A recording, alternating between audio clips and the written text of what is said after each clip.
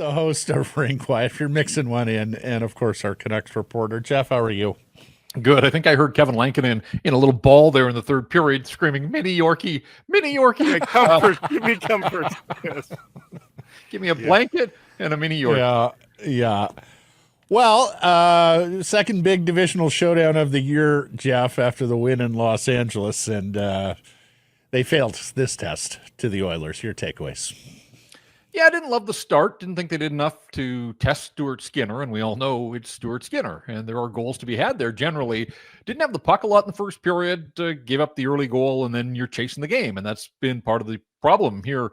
Not with the results, but the process is that's 7 straight games now the Canucks have fallen behind, and so they've got to change that course and get back on top of teams and dictating the way the games are played. But then, as we've seen throughout this season, a little mini stirring comeback there in the second period to make it interesting. And at 3-2 with half the game to go, you thought, okay, it's taken them a while, but they found their legs and look out now. But that's as good as it got for the Canucks. Hard to explain the third period, quite honestly. Just stopped playing essentially and kind of looked for one of the first times this season like they were feeling a little sorry for themselves in the third period as the game slipped away. So we joke about Lankinen. He's been all world for the Canucks. He's allowed to have an off night. Didn't get a lot of help in front of him. Didn't love a few of the goals that got right through him. But they come home from California riding high, feeling good about themselves. We're heaping praise on them for the way that they played and the way that they beat the Los Angeles Kings. And kind of one step forward, one step back. The record still looks pretty good where it is through 13 games, but exposed in the back end as they have been by a handful of other teams. And again, this home ice record, guys, is maybe the most bizarre part of it all. 1, 2, 3. They're the home record. Right. The defensive play was poor, and maybe that's why he wanted 7 defensemen available. But, I think he could have flipped it around and said, hey, this is effectively the 4th game on the road because you had to change cities for it. Why are you cutting yourself off with 11 forwards in that game, do you think? Yeah, he explained it post-game and then got into it a little bit further after practice on Sunday and basically owned it. And it's funny because just about everything Rick Tocchet touched last year with his hockey club worked out for him. He was the coach of the year. We all know the story. Had the Midas touch. I would say he outthought himself when he went to Artur Silovs instead of Kevin Lankinen for the home game against New Jersey when the team was on a roll. And it wasn't all on Silovs, but he clearly wasn't good enough that night. And then here going 11-7. Now, he mentioned that there was a defenseman that they weren't sure about.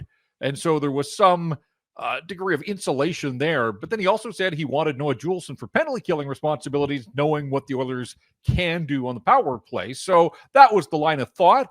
But yesterday, he was asked, would you go back down that road? And he said, nah, I'm not an 11-7 guy. I kind of got talked into it, and it didn't work. So he admitted that some of it was on him as well.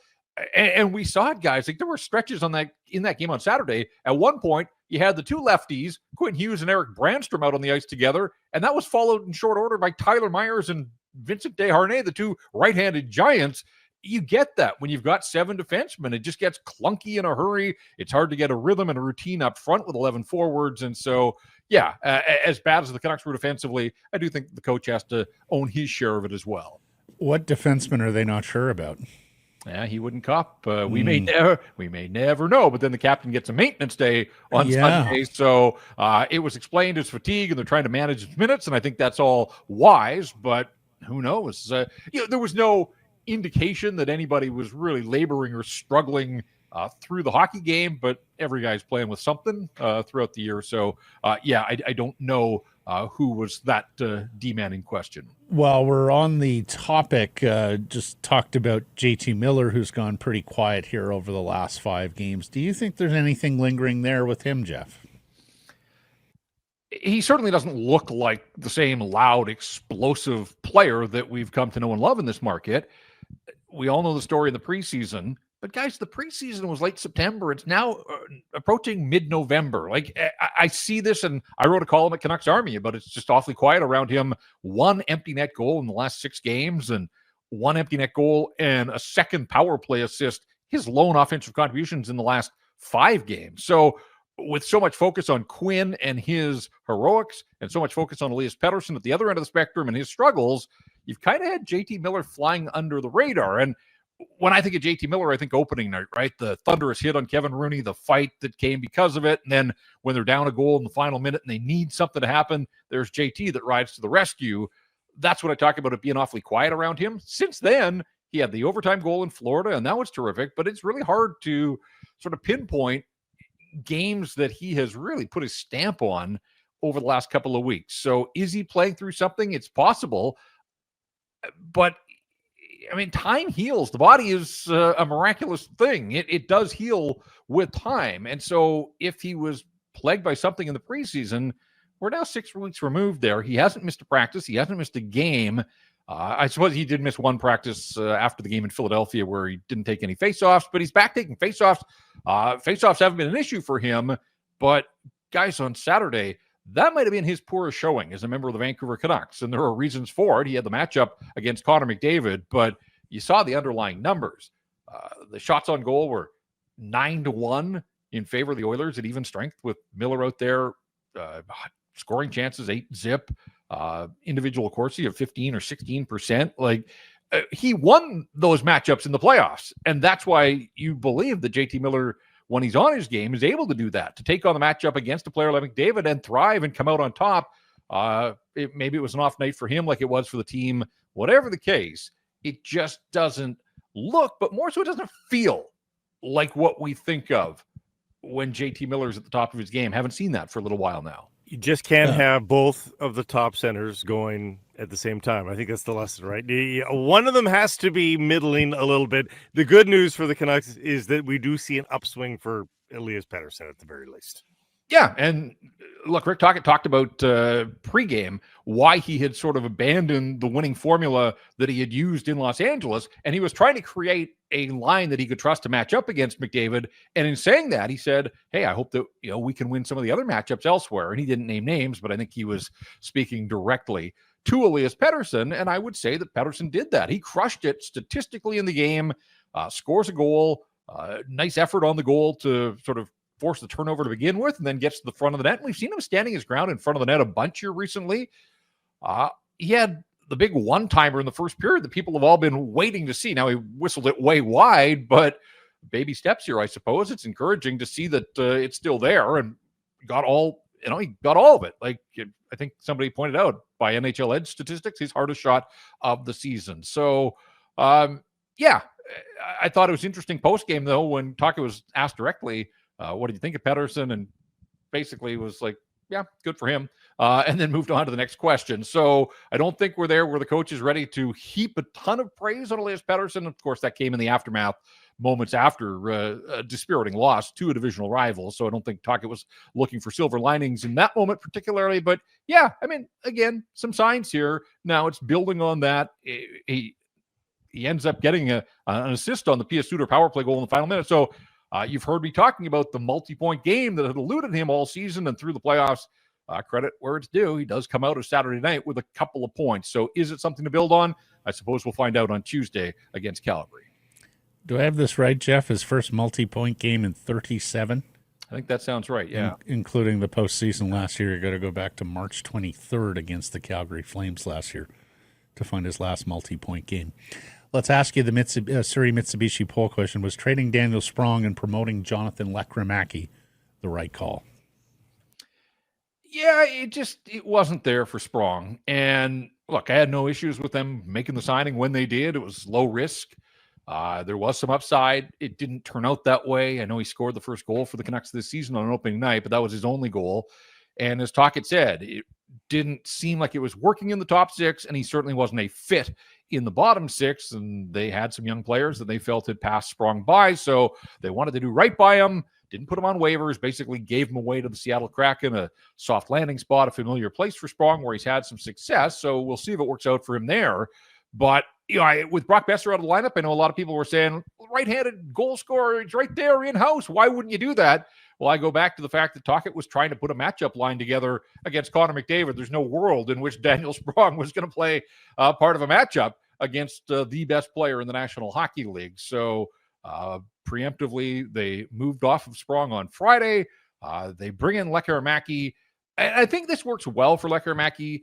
Like, as much as people were hungry to see him, do you plug him right in against a team like the Oilers? How much would he have played in that game? Where would he have played? Would they have trusted him in a top 6 role with the weapons that the Oilers have?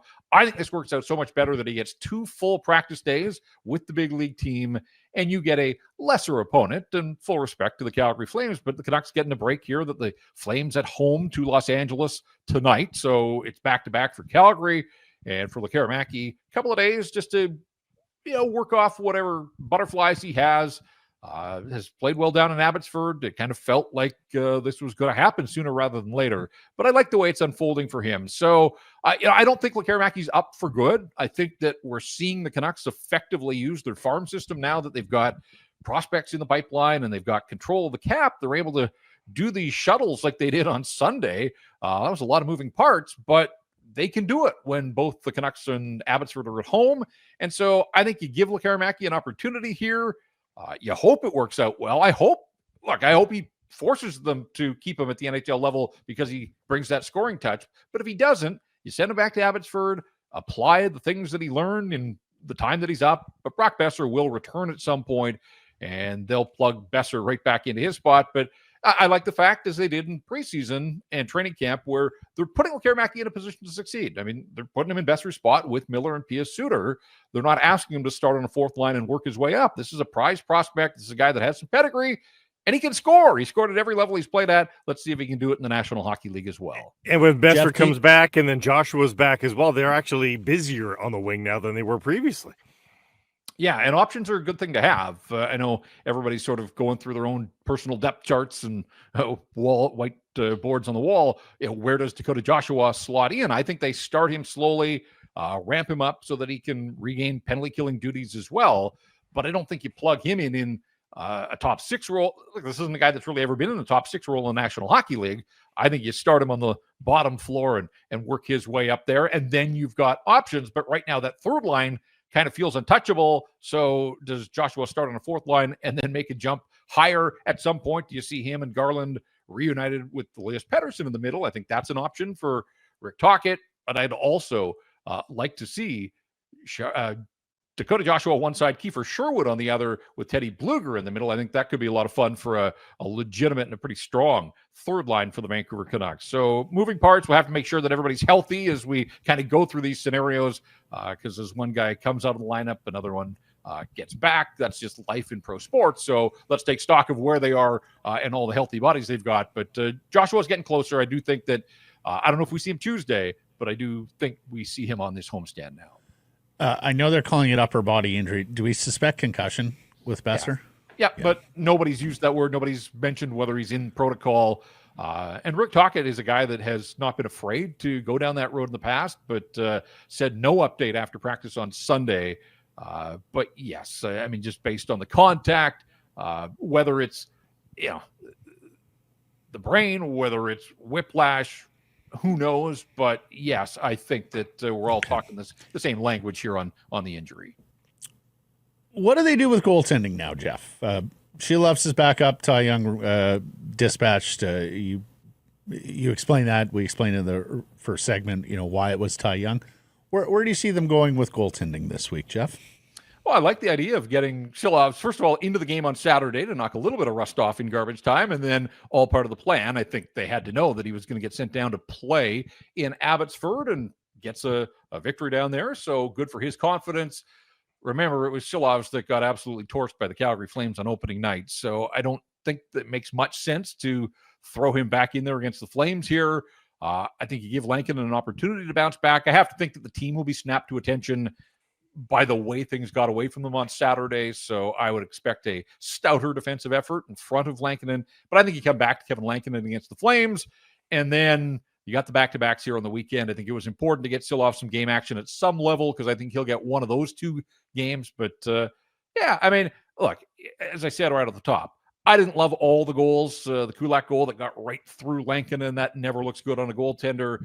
But otherwise, a lot of shoddy defensive coverage, a lot of guys lying allowed to stand the ground, loose pucks to bang in. So guys in front of the goaltending, whether it's Silovs, whether it's Lankinen, again, we've seen this, the New Jersey game, now this one against Edmonton.